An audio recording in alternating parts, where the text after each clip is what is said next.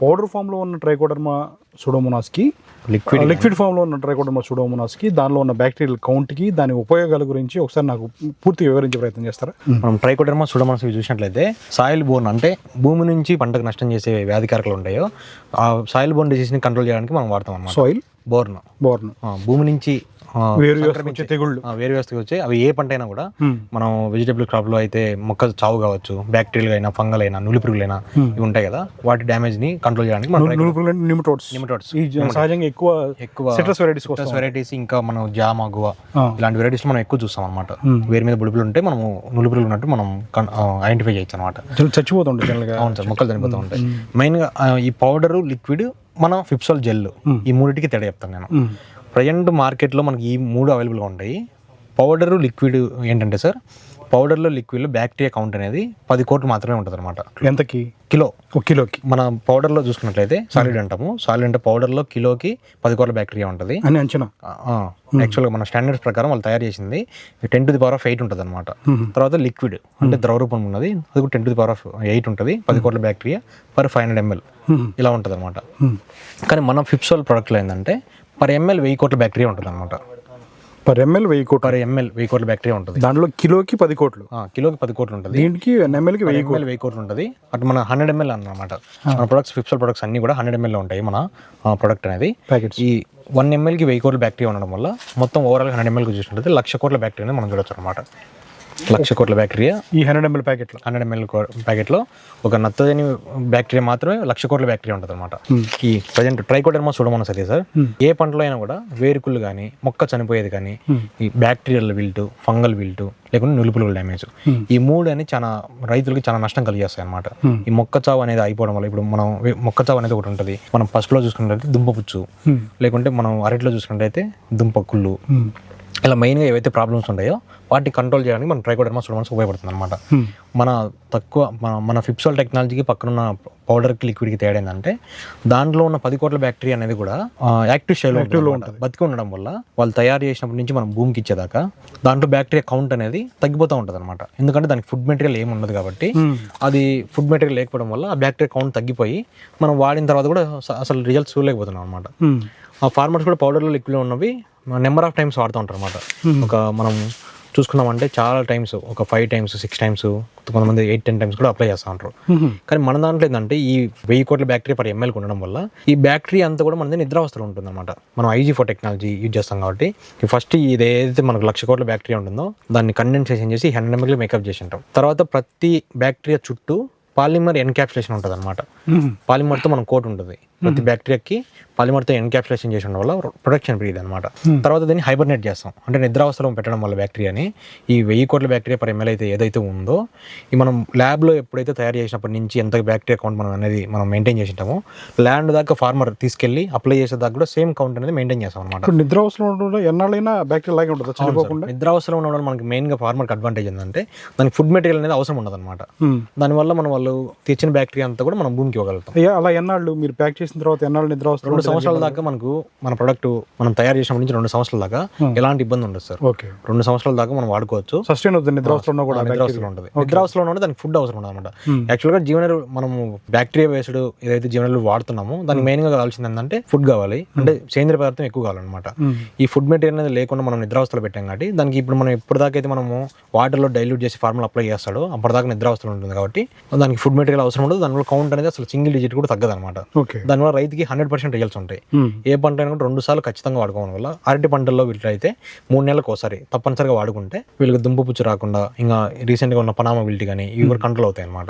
ఎందుకంటే సాయిల్లో బలం పెరుగుతుంది. దానివల్ల మన దాంట్లో హైయెస్ట్ కౌంట్ ఉండడం వల్ల భూమిలో ఉండే ఏదైతే మనకు పోషకాలు ఉంటాయో వాటిని కూడా తీసుకొని చెట్టుకి ఇస్తుంది అనమాట. దానివల్ల ఇంకా పంట పెరుగుదల బాగుంటుంది. ఇవి మెయిన్ గా పౌడర్ కి, లిక్విడ్ కి, జెల్ కి. దాంట్లో ఉన్న బ్యాక్టీరియా కౌంట్ 10 కోట్లు ఉన్నా కూడా వాళ్ళు ల్యాండ్ దాకా తీసుకెళ్ళలేము. ఆ బ్యాక్టీరియా కౌంట్ అనేది తగ్గిపోయి ఫార్మర్స్కి సరిగా ఏది ఉపయోగం ఉండదు, రిజల్ట్స్ కూడా సరిగా ఉండవు అనమాట. కానీ మన జెల్ దాంట్లో మన ఫిప్సోల్ టెక్నాలజీలో ఉన్నటువంటి ఫార్మర్స్కి అడ్వాంటేజ్ ఇదే అనమాట. ఏ పంటలకు దీన్ని వాడుకోవచ్చు ట్రైకోడర్మా సూడోమోనాస్ అనేదాన్ని? సార్ ఓవరాల్గా ఏ పంటకైనా కూడా మనకి మొక్క చావు వచ్చింది అనుకోండి, మెయిన్గా ట్రైకోడర్మా సూడోమోనాస్ అనేవి ఫంగల్ విల్ట్, బ్యాక్టీరియల్ విల్ట్ కోసం వాడతాం అనమాట. ఇవి ఏ పంటలో అయినా కూడా మనకి మిరపలో చూసుకున్నట్లయితే మొక్క చావు అనేది, తర్వాత టొమాటోలో మొక్క చావు, ఇలా ఏ పంటలో అయినా కూడా మొక్క చావు వస్తుంది అంటే అదే చెట్లు చనిపోతున్నాయి, బ్యాక్టీరియల్ విల్ట్.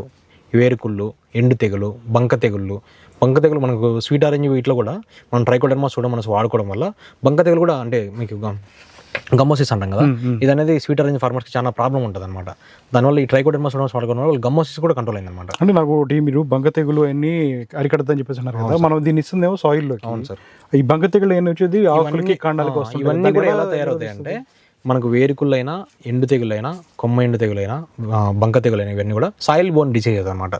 భూమి నుంచి చెట్టుకు వస్తాయి అనమాట. ఇప్పుడు భూమిలో ఉన్నటువంటి బ్యాక్టీరియాని దాన్ని చెడు చేయడం వల్ల వేరు చనిపోతుంది. తర్వాత దానివల్లనే మనకి బంక తెగులు వస్తాయి, ఎండు కొమ్మ ఎండు వస్తాయి అనమాట. దానివల్ల మనం సాయిల్ అప్లికేషన్ ఇవ్వాలన్నమాట. మనం సాయిల్ అప్లికేషన్ ఇచ్చుకునేది కూడా దీన్ని వాడే విధానం సార్. డ్రిప్ ఉంది అంటే ఏ రైతు ఏ పంటలో అయినా కూడా డ్రిప్ ఉన్న రైతులు పక్కాగా దీన్ని 200 ఈ 2 ప్యాకెట్లు ట్రైకోడర్మా సూడోమోనాస్ మన సూపర్ ట్రై సూపర్ సాయిల్ ఉంటాయి మనవి. ఈ 2 ప్యాకెట్లు 200 లీటర్స్ వాటర్లో డైల్యూట్ చేసుకునేసి డ్రిప్ ద్వారా ఒక ఎకరా పొలానికి వాడుకోవాలన్నమాట. సెట్ అంటే పంట వేసే ముందు వేసుకోవచ్చు. మనం ఏం చెప్తామంటే అంటే ఒక క్రాప్కి వెరైటీగా వాడుకోవచ్చు, ఏ టైంలో వాడాలనేది. అలానే మనకు స్పెషల్స్ ఉంటాయి అనమాట. ప్రతి క్రాప్కి మనకు స్పెషల్స్ ఉంటాయి, అవి కూడా మీకు చెప్తాము. వాటితో పాటు కలిపి వాడుకుంటే మనకి ఏమవుతుందంటే సాయిల్ బోర్న్ డిసీజ్ అనేది కంట్రోల్ అవుతుంది. వాటితో పాటు మనం ఏదైతే మనకి ఎన్పీకే బ్యాక్టీరియా ఇస్తాం కాబట్టి స్పెషల్స్, ఆ పంట పెరుగుదల కూడా అక్కడి నుంచి మళ్ళీ స్టార్ట్ అయ్యి మంచి దిగుబడులు వస్తాయి అన్నమాట. సో ఇప్పుడు మీరు ఏంటంటే భూమిలోంచి పుట్టి ఏ తెగుళ్ళకైనా సరే ఈ బ్యాక్టీరియా డెవలప్ అవ్వకుండా ఆపుతుంది. అంటే ఆ పంట పై దాకా నష్టం చేసే వాటిని ఇది కంట్రోల్ నెమటోడ్స్ కూడా ఎఫెక్టివ్ కంట్రోల్ అవుతుంది. మన దగ్గర ప్యాస్లోమైసిస్ అనే ప్రొడక్ట్ కూడా ఉంది. ఇది ఏంటంటే ప్యాస్లోమైసిస్ అనేది నులి పురుగుల డ్యామేజ్ ని కంట్రోల్ చేయడానికి అనమాట. ఎక్స్క్లూజివ్. మీకు నార్మల్గా భూమి నుంచి వచ్చేవి ఇవి ఒకటి బ్యాక్టీరియల్ విల్టు, ఫంగల్ విల్టు, తర్వాత నెమటోడ్స్ అంటే నులి పురుగులు. ఈ మూడింటిని కంట్రోల్ చేయడానికి మన దగ్గర ఉన్న ప్రొడక్ట్స్ సూపర్ ట్రై అంటే ట్రైకోడర్మా, సూపర్ సాయిల్ అంటే సూడోమోనాస్, సూపర్ పే అంటే ప్యాస్లోమైసిస్. సో ట్రైకోడర్మా సూడోమోనాస్ కావాలంటే మార్కెట్లో ఉన్న పౌడర్ ఫామ్ లో, లిక్విడ్ ఫామ్ లో కన్నా మీది చాలా ఎఫెక్టివ్గా పనిచేస్తుంది. మనం దాదాపు ఇక్కడ మనకు ఒక 7 నుంచి 8 లక్షల ఎకరాలు కూడా మనం వాడిచ్చాం సార్ రైతులతో. మెథడ్ అది ఆల్రెడీ సక్సెస్ఫుల్ మెథడ్ అయ్యింది. మనం సక్సెస్ఫుల్ మెథడ్ మనం యాక్చువల్గా నేను ఐఐటి చెన్నై వాళ్ళు కనిపెట్టింది. తర్వాత ఐసీఆర్తో కూడా మనం ఇంక్యుబేట్ అయ్యాం అనమాట. గవర్నమెంట్ అప్రూవల్ అనమాట. 100% ఆర్గానిక్, వాటర్ సాల్యుబుల్, బయోడిగ్రేడబుల్ అనమాట. ఎన్ని నెలలకు ఒకసారి వేసుకోవాలి దీన్ని? క్రాప్ని బట్టి మారుతూ ఉంటుంది సార్. మామూలుగా మనం హార్టికల్చర్ క్రాప్స్ ఉన్నాయి అనుకోండి, 3 times అప్లై చేసుకుంటే ఇయర్కి ఒకసారి సరిపోతుంది. ప్రతి 3 నెలలకు ఒకసారి, 4 months ఒకసారి, 3 to 4 months ఒకసారి ఇంటర్వెల్ మనం వాడుకున్నట్టయితే వాళ్ళకి 100% సాయిల్ బోర్న్ డిసీజ్ అన్ని కూడా కంట్రోల్ అవుతాయి అనమాట. ఎంత కాస్టింగ్ ఉందండి ఇది? ఇవి ట్రైకోడర్మా సూడోమోనాస్ అయితే 1000 రూపాయలు పడుతుంది సార్ మనకి, 500 కాంబినేషన్లో. తక్కువే అనమాట. ఇప్పుడు మనం యాక్చువల్గా మనము మార్కెట్లో చూసుకున్నట్లయితే పౌడర్లు, లిక్విడ్లు చాలా టైమ్స్ వాడాల్సి వస్తుంది. దానికి పెట్టే ఖర్చు బదులు అది 4 times 5 times అప్లై చేసినా కూడా అంత బ్యాక్టీరియా కౌంట్ మెయింటైన్ చేయాలి. దానికి సరిగా రియల్స్ కూడా సరిగా రావట్లేదు. మీరు చెప్పిన దాని ప్రకారం అయితే అది కూడా శ్రమతో కూడుకున్న విషయం. ఈ ట్రైకోడర్మా సూడోమోనాస్ అందించాలంటే వర్మి కంపోస్ట్ లోనో ప్యాడ్ ఎరువులోనో మాగిచ్చేసి 10-15 రోజులు ప్రాసెస్ చేసుకుని, అందులో బ్యాక్టీరియా కౌంట్ అనేది తక్కువ ఉంటుంది. వాళ్ళు తెచ్చుకున్న తర్వాత మళ్ళీ బెల్లం నీళ్లు, ఇంకా మన పసుపు కావచ్చు, 1 week కంపోస్ట్ కాబట్టి బాగా చివికిన ఎరువులో పెట్టుకుని తర్వాత ఒక వారం మాగబెట్టుకుని వాడతారు కదా, అది కూడా చేయాల్సిన ఆ శ్రమ అనేది కూడా రైతుకు తగ్గిపోతుంది అనమాట. ఇదైతే మనకి ఇన్స్టెంట్ అనమాట. ఇన్ని లక్షల కోట్ల బ్యాక్టీరియా మన దాంట్లో ఉండడం వల్ల ఈ టెక్నాలజీ అనమాట. అంటే ఫిప్స్ అనేది ఒక ప్రొడక్ట్ కాదు, ఇది ఒక టెక్నాలజీ అనమాట. రైతు అందరూ తెలుసుకోవాల్సింది. యాక్చువల్గా బస్తాలు ఎరువులు వేయకుండా ఈ రసాయన ఎరువుల ఖర్చు తగ్గించుకొని ఇలాంటి జీవన ఎరువులు వాడుకుంటే తక్కువ ఖర్చుతో రైతుకు మంచి దిగుబడి రావడానికి ఉపయోగపడుతుంది అనమాట. అదండి, ఇప్పుడు ఏదైతే ఎరువులు వేస్తారో తీసుకొచ్చేసి ఆ ఎరువులు నిరుపయోగంగా భూమిలో ఉండిపోకుండా దాన్ని పోషకాలుగా మార్చి మొక్కకు అందించడానికి బ్యాక్టీరియాలు ఉపయోగపడుతూ ఉంటాయి. మనకు రీసెంట్గా మన రైతులు కూడా ఇబ్బంది పడుతున్నారు బాగా. అంటే మనకు యూరియా దొరకట్లేదు మార్కెట్లో, డిఏపీలు దొరకట్లేదు, గవర్నమెంట్ కూడా సరిగ్గా ఇవ్వట్లేదు అనేసి ఈ ఇబ్బందులు కూడా ఉన్నాయి కదా. ఇప్పుడు ఏంటంటే నార్మల్గా వాడికంటే ఎరువు ఎక్కువ వాడుతున్నారు అనమాట, యూరియా, డిఏపీలు కావచ్చు. అందువల్ల ఈ క్రైసిస్ వచ్చిందని నేను చెప్తాను. అంటే రైతులకు అందుబాటులో ఎరువులు ఎందుకు తక్కువ ఉన్నాయంటే నార్మల్గా మనం ఒక బస్తా 2 బస్తాలు వేయమని చెప్తే ఫార్మర్ 10 బస్తాలు కూడా వేసేస్తున్నారు అనమాట యూరియా, డిఏపీలో. అంత ఎరువు వాడాల్సిన అవసరం లేదు. ఎందుకంటే చెట్టుకు మనం ఎంతైతే డోసు ఇవ్వాలో అంతే తీసుకుంటుంది. ఎలాగో మనం నుంచి ఎంతైతే అన్నం తినగలుగుతామో మోతాదు మించి తినలేం కదా, ఆ ఎరువులు కూడా అంతే తీసుకోగలదు. మిగిలినంతా భూమిలో వ్యర్థంగా పడిపోతుంది అనమాట. అంటే చెట్టు తీసుకోలేని రూపంలోకి మారిపోయి రూపంలో భూమిలో ఉండిపోతుంది, నిరుపయోగంగా ఉండిపోతాయి. వాటిని మన బ్యాక్టీరియా అనేది ఇంత లక్షల కోట్ల బ్యాక్టీరియా మనం భూమికి ఇవ్వడం వల్ల అది కూడా కౌంట్ బాగుంటుంది కాబట్టి మన ఫిప్సోల్లో ఆ బ్యాక్టీరియా అనేది భూమిలో ఉన్నటువంటి ఏవైతే నిరుపయోగంగా చెట్టు తీసుకోలేని స్థితిలో ఉందో వాటిని తీసుకోవడం చెట్టుకు ఇవ్వడం వల్ల మనకి మంచి పెరుగుదల కావచ్చు. అంటే నాకు అర్థం కాలేదు, ఇప్పుడు భూమిలో ఉన్న ఏదైతే నిరుపయోగంగా ఉన్న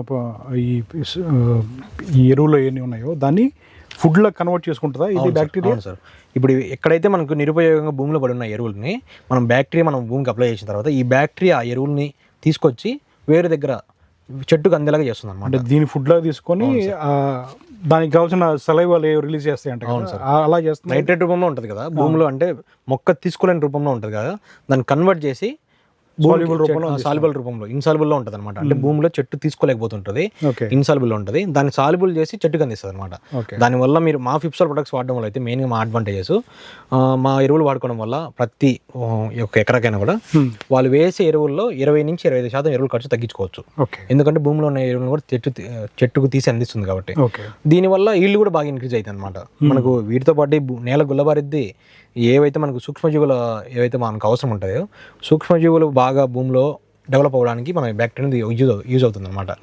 ఇలా మనది ఉపయోగపడడం వల్ల నేల నుంచి మొక్క పోషకాలు తీసుకునే సామర్థ్యం పెరుగుతుంది, నీళ్లు తీసుకునే సామర్థ్యం పెరుగుతుంది.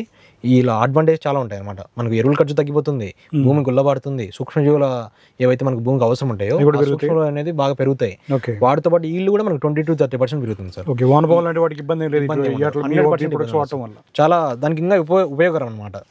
నేల బాగా గుల్లబడుతుందంటే దానికి కావాల్సిన ఆర్గానిక్ కంటెంట్ ఎక్కువ ఉందనేసి భూమిలో, దానివల్ల వానపాములు వస్తాయి, ఇంకా సూక్ష్మలు ఏవైతే మనకు అజిటోబ్యాక్టీరియల్ అజోస్పెర్లం ఉంటాయో అవన్నీ కూడా వేరే దగ్గర పెట్టడానికి మనకు ఉపయోగపడుతుంది అనమాట. ఇవన్నీ ఉండడం వల్ల రైతుకి దాదాపు 20 నుంచి 25% బాగా దిగుబడి పెరుగుతుంది అనమాట. అలానే ఎవరైతే ఎక్కువ ఆర్గానిక్ విధానంలో అంటే మనకి ఎక్కువ పశువుల ఎరువులు కానీ రసాయన ఎరువులు ఖర్చు తగ్గించుకొని పశువుల ఎరువు ఎక్కువ వాడుతూ ఉంటారో వాళ్ళందరికీ మన ప్రొడక్ట్స్ వాడడం వల్ల 50% ఎక్కువ ఇల్లు వచ్చిన వాళ్ళు డిఫరెంట్ క్రాప్స్లో, మనకు బనానా కావచ్చు, టొమాటో కావచ్చు, హార్టికల్చర్ క్రాప్స్ ఏవైనా కూడా, మనకు చిల్లీ, టొమాటో, బ్రింజాల్, ఇంకా వెజిటబుల్ క్రాప్స్ ఏవైనా కూడా ఓవరాల్గా ఏ క్రాప్స్ కానీ వాడుకోవడం వల్ల మనకు చాలా మంది ఫార్మర్స్ ఉన్నారనమాట. 50% ఇల్లు ఇంక్రీజ్ అయిన వాళ్ళు కూడా ఉన్నారు, 80% అయిన వాళ్ళు కూడా ఉన్నారనమాట. సో వెజిటబుల్స్ వాడటం వల్ల దాని కీపింగ్ క్వాలిటీ కూడా పెరిగే అవకాశాలు పోషకాలు అందడం వల్ల దీనికి ఉంటాయి బాగా. అవును సార్, కీపింగ్ క్వాలిటీ కూడా మనకి బాగా పెరిగిద్ది అనమాట. మనం హార్వెస్టింగ్ చేసిన తర్వాత కూడా దాన్ని ఏదైతే మనకు క్వాలిటీ బాగా ఉండడం వల్ల ఈ ఆర్గానిక్ విధానంలో మనకు సూక్ష్మజీవులతో బాగా పండింది కాబట్టి ఈ క్వాలిటీ కూడా పెరిగి దాన్ని డ్యూరేషన్ కూడా పెరిగిద్ది అనమాట. క్వాలిటీగా ఎక్కువ రోజులు మనం నిల్వ చేసుకోవడానికి కూడా బాగుంటుంది అనమాట. అలానే మన దగ్గర న్యూట్రిజెల్ ప్లస్ అనే ప్రొడక్ట్ ఉంది సార్. ఇదేంటంటే యాక్చువల్గా మైక్రోన్యూట్రియంట్స్ 6 మైక్రోన్యూట్రియంట్స్ 20+ అమైనో యాసిడ్స్ ఉంటాయి అనమాట. ఇవి ఉండడం వల్ల మనకి ఏంటంటే ఏ క్రాప్ చెప్పగలరా ఏముంటాయి? మనకి ఫస్ట్ ఉన్న NPK ఉంటాయి కదా, ఇవి మెయిన్. తర్వాత ఏవైతే ఉంటాయో జింకు, కాపరు, ఐరన్, మాలిబ్డినం, మ్యాంగనీసు, ఈ 6 ఉంటాయి అనమాట. ఇవి ఉండడం వల్ల వీటిలో మైక్రోన్యూట్రియంట్స్ ప్లస్ అమైనో యాసిడ్స్ ఉంటాయి. ఇవన్నీ ఉండడం వల్ల మనకి ఏమవుతుందంటే ఎనీ క్రాప్ అనమాట, వెజిటేబుల్స్ అయినా ఫ్రూట్స్ అయినా ఏ క్రాప్ అయినా కూడా ఫ్లవరింగ్ టైంలో ఇది మనం స్ప్రే చేసుకున్నామంటే ఏమవుతుందంటే ఫ్లవర్ డ్రాప్ తగ్గిపోయి ఫ్లవరింగ్ నుంచి ఫ్రూటింగ్ పర్సెంటేజ్ పెరిగిద్ది అనమాట. సో కూరగాయల దగ్గర నుంచి పండ్ల తోటలైనా కూరగాయల తోటలైనా ఏ క్రాప్ అయినా కూడా ఫ్లవరింగ్ టైంలో ఇది స్ప్రేయింగ్ చేసుకున్నామంటే నార్మల్గా మనకి మైక్రోన్యూట్రియంట్ డెఫిషియన్సీ ఉన్నప్పుడు ఇది చేసుకోవచ్చు. అంటే పంటకి 2 సార్లు స్ప్రేయింగ్ చేసుకోవచ్చు. ఈ మైక్రోన్యూట్రియంట్స్ ఉన్న ఏదైతే మనకి తేడాలు ఉంటాయో, మనకి మైక్రోన్యూట్రియంట్స్ ప్రాబ్లం ఉంటాయి కదా, సూక్ష్మధాతువుల లోపల ఉంటాం, జింకు డెఫిషియన్సీ, మాలిబ్డినం డెఫిషియన్సీ ఉంటాయి కదా, ఆ టైంలో స్ప్రేయింగ్ చేసుకుంటే అవి మైక్రోన్యూట్రియంట్స్ కంట్రోల్ అవుతుంది, ఇది డెఫిషియన్సీ సిమ్టమ్స్. వాటితో పాటు అమైనో యాసిడ్స్ ఉండడం వల్ల ఫ్రూటింగ్ పర్సెంటేజ్ పెరిగిద్ది అనమాట. అంటే యాక్చువల్గా మీకు ఒక కొమ్మలో మనం ఏదన్నా వెజిటబుల్ క్రాప్స్ అనుకున్నామంటే ఒక కొమ్మలో 5 పూలు వస్తున్నాయి మామూలుగా వచ్చిన 10-15 పూలలో కూడా ఒక 5 మాత్రమే ఫ్లవరింగ్ అనేది మిగిలి మిగతా డ్రాప్ వెళ్ళిపోతుంది. అది తగ్గిపోయి 5 వచ్చే దగ్గర 10 వస్తుంది అన్నమాట మనకి. అంటే 5 వచ్చే దగ్గర 10 రావడానికి మీరు చెప్పింది దాని తగ్గ పోషకాలు కూడా కింద నుంచి అందాలి కదా. అవును సార్, అది అందించేలా కూడా చేస్తుంది. ఇదేంటంటే మనకు వేరే ప్రొడక్ట్స్ మనకి తేడా ఏంటంటే ఇది నానో టెక్నాలజీ అనమాట. ఇప్పుడు నానో టెక్నాలజీకి నార్మల్గా ఉన్న వాటికి తేడా ఏంటంటే, నానో టెక్నాలజీ ఏంటంటే మనం స్ప్రేయింగ్ చేసిన వెంటనే తొందరగా చెట్టు తీసుకుంటుంది అనమాట. అంటే మనకి ఎలాగైతే స్వేదరంధ్రాలు ఉంటాయి మన మనిషికి, ఇందులో కూడా మనకి ఏంటంటే లీఫ్ కూడా ఉంటుంది, స్టొమాటోలు అంటాం అనమాట, స్వేద రంధ్రాలు ఉంటాయి అనమాట ఆకు మీద. అవి నానో టెక్నాలజీ కాబట్టి తొందరగా చెట్టు తీసేసుకుంటుంది అనమాట. తొందరగా అనేది అబ్జర్వ్ చేసుకుంటుంది. అబ్జర్వ్ చేసుకోవడం వల్ల మనకి ఫ్లవర్ డ్రాప్ తగ్గిపోయి ఫ్లవర్ నుంచి ఫ్రూటింగ్ పర్సెంటేజ్ పెరిగిద్ది అనమాట, క్వాలిటీ పెరిగిద్ది. అంటే మనకు నెంబర్ ఆఫ్ ఫ్లవర్స్ పెరుగుతుంది, దానివల్ల ఈల్డ్ పెరిగిద్ది అనమాట, ఇంక్రీజ్ అవుతుంది. సో ఇది కూరగాయల దగ్గర నుంచి రకాలు దేనికైనా సరే పూత దశలో వాడుకోవాలి. అంటే నార్మల్గా వాడుకోవచ్చు. అంటే పంట పెరుగుదలకి ఎక్కడ తక్కువ ఉన్నా కూడా పంట పెరుగుదల ఉన్న ప్రతి ఒక్కరు కూడా వాడుకోవచ్చు. మనం మొక్కజొన్నలో వాడతాము, పంట పెరుగుదల లేనప్పుడు స్టార్టింగ్ లో 2-3 టైమ్స్ స్ప్రేయింగ్ చేసుకుంటారు అనమాట. అలా ఏ టైంలో స్ప్రేయింగ్ చేసుకోవచ్చు. వాటితో పాటు ఫ్లవరింగ్ టైంలో కూడా మనం స్ప్రేయింగ్ చేసుకున్నామంటే బాగా మంచి రిజల్ట్స్ ఉంటాయి అనమాట. ఓకే, అంటే ఎన్నిసార్లు చేసుకోవచ్చు సుమారుగా? ప్రతి క్రాప్కి ఒక 2-3 టైమ్స్ చేసుకుంటే సరిపోతుంది. 2-3 సార్లు ఇది కూడా. ఓకే, ఎన్ని రోజులకు ఒకసారి గ్యాప్లో చేసుకోవాలి? 1 month గ్యాప్ లో చేసుకోవచ్చు. సపోజ్ ఇప్పుడు డిసెంబర్ ఇది పూత వచ్చే టైం, ఇది మామిడికి. అవును సార్. ఈ మామిడికి పూత దశ నుంచి మనకి ఏప్రిల్లో కాయలు, ఏప్రిల్ మామిడిలో ఓవరాల్ గా మనకు 3 నుంచి 4 స్ప్రేయింగ్లు చేస్తారు. అందులో 2 స్ప్రేయింగ్లు మనం వాడుకుంటే మనకు యాక్చువల్ గా మనకు మామిడిలో కూడా చాలా మంది వాడిన రైతులు ఉన్నారు మన రాయలసీమలో. ఫ్రూటింగ్ పర్సెంటేజ్ పెరిగిద్ది అనమాట. మనకి ఎట్లయినా కూడా మనకు ఫార్మర్స్ అందరు కూడా ఏంటంటే దిగుబడి పెరగాలంటే ఫస్ట్ ఏంటంటే పూత అనేది చాలా ఇంపార్టెంట్. పూత రాలిపోయి చాలా ప్రాబ్లం ఉంటుంది అనమాట. దాన్ని పూత రాలిపోయి తగ్గిపోయి పిండి బాగా కట్టడం వల్ల మనకి దిగుబడి అనేది ఓవరాల్గా పెరుగుతుంది సార్. స్ప్రేయింగ్ మధ్య ఎంత గ్యాప్ తీసుకోవాలి? 1 month గ్యాప్లో చేసుకోవచ్చు sir. 1 month gap, minimum 1 month gap. Minimum ఎన్ని వాటర్, ఎంత వాటర్లో దీన్ని సాల్వ్? వెజిటబుల్ క్రాప్స్ అన్నిటికీ వేటికైనా కూడా వెజిటబుల్ క్రాప్స్ కావచ్చు, ఇంకా వీటికైతే 200 liters ఆఫ్ వాటర్లో కలుపుకొని స్ప్రేయింగ్ చేసుకోవాలి సార్. 200 liters వాటర్లో ఒక 100 ml ప్యాకెట్ చేసి మనం స్ప్రేయింగ్ చేసుకోవాలి. ఓకే. సో ఏదైనా సరే మీ ప్యాకెట్ అనేది 200 ml అనేది పోర్షన్. అవును సార్. ఆ 200 ml పోర్షన్లో మీరు ఒక 100 ml చేసుకోవాలి. రిమైనింగ్ ఎంత కావాలంటే అంత మల్టిప్లై చేసుకోవాలి. అవును సార్. ఫ్రూట్ క్వాలిటీ కూడా మంచి క్వాలిటీ వస్తుంది. అండ్ అమినో యాసిడ్స్ ఉండడం వల్ల ఏంటంటే ఏ క్రాప్ కైనా కూడా అమినో యాసిడ్స్ ఉండడం వల్ల క్వాలిటీ పెరిగిద్ది అనమాట. క్వాలిటీ ఇప్పుడు మనం ఫ్లవరింగ్ వచ్చిన తర్వాత ఫ్రూటింగ్ పర్సెంటేజ్ పెరిగిన తర్వాత ఇది మళ్ళీ ఇంకా మనము న్యూట్రిసియన్ కేఎంఎస్ అవి కూడా ఉన్నాయి మన ప్రొడక్ట్స్. అవి వాడుకోవాలి ఏమవుతుందంటే కీపింగ్ క్వాలిటీ పెరుగుతుంది అనమాట. దీనికి అడ్జాయిన్ ఇంకో ప్రొడక్ట్ ఉంది, న్యూట్రిసియన్ కేఎంఎస్ ఉంటాయి అనమాట. ఈ వాడుకోవాలి మనకి ఏమవుతుందంటే స్ప్రేయింగ్ చేసుకోవడం వల్ల కాయ క్వాలిటీ కావచ్చు, సైజు కావచ్చు, దాని షైనింగ్ పెరిగిద్ది అనమాట. అది కాయ దశలో ఇవ్వాలి. అవును సార్. పిందె దశ నుంచి కాయ దశ నుంచి ఇప్పుడు ఫ్లవరింగ్ టైంలో ఇది వాడుకున్న తర్వాత ఫ్రూటింగ్ టైంలో న్యూట్రిసియన్ కేఎంఎస్ వాడుకున్నామంటే అప్పుడు ఏమవుతుందంటే మనకు క్వాలిటీ పెరిగి షైనింగ్ వచ్చి సైజ్ పెరిగిద్ది అనమాట. దానికి దీనికి కలిపి వాడుకోవచ్చు. వాడుకోవచ్చు. ఓకే. దానివల్ల మనకి మార్కెట్లో కూడా మంచి డిమాండ్ ఉంటుంది. మనం అంటే యాక్చువల్గా మనం బయర్స్ కొనినప్పుడు కూడా మనం క్వాలిటీ, షైనింగ్, సైజ్ చూస్తాం కదా, బాగా ఇంక్రీజ్ అయ్యి మంచి దిగుబడి రావడానికి రైతు బాగా ఉపయోగపడుతుంది. సో మీ ఫిప్సోల్ ప్రొడక్ట్ వాడటం వల్ల ఆర్గానిక్ సర్టిఫికేషన్ వచ్చే ప్రాబ్లం లేదు అసలు? No problem. ఎందుకంటే 100% ఆర్గానిక్ మనది, 100% బయోలాజికల్స్, వాటర్ సాల్యుబుల్, బయోడిగ్రేడబుల్ అనమాట. ఓకే. ఇంకా రైతులకి ఏంటంటే రీసెంట్గా మనకు ఎంఐటీ సాల్వర్ కూడా అయిందనమాట. ఎంఐటీ సాల్వర్ అంటే గ్లోబల్ వార్మింగ్ తగ్గించడానికి ఒక టెస్టింగ్ ఉంటుంది అనమాట ఓవరాల్గా వరల్డ్ వైడ్. మన ఎంఐటీ అనేసి ఒక యూనివర్సిటీ US లో ఉంటుంది. వాళ్ళు దీని మీద వర్క్ చేసి ఒక 70,000 అప్లికేషన్స్ తీసుకున్నారు అనమాట. ఓకే. 70,000 ఇలాంటి మన టెక్నాలజీ ఏవైతే ఉంటుందో ఓవరాల్గా గ్లోబల్ వార్మింగ్ అంటే రైతులకు ఉపయోగపడాలి, అంటే మనకు ఏది పబ్లిక్ అందరికీ ఉపయోగపడాలి, వాటితో పాటు గ్లోబల్ వార్మింగ్ తగ్గించాలన్నమాట. ఇది మనకు 100% ఆర్గానిక్ కాబట్టి రైతులకు ఏమవుతుందంటే ఇది వాడుకోవడం వల్ల రసాయన ఎరువుల ఖర్చు తగ్గిపోతుంది, దానివల్ల పంట మెరుగుతుంది, దిగుబడులు పెరుగుతున్నాయి, తక్కువ ఖర్చుతో మంచి దిగుబడులు సాధించడానికి రైతు బాగా ఉపయోగపడుతుంది. వాటితో పాటు పొల్యూషన్ కూడా తగ్గుతుంది అనమాట.